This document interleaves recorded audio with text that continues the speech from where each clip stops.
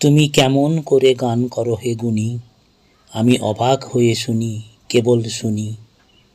সুরের আলো ভুবন ফেলেছে, সুরের হাওয়া চলে গগন বেয়ে, পাষাণ টুটে ব্যাকুল বেগে ধেয়ে বহিয়া যায় সুরের সুরধুনী।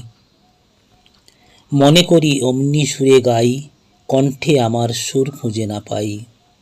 কইতে কি চাই, কইতে কথা বাঁধে, হার মেনে যে পরাণ আমার কাঁধে।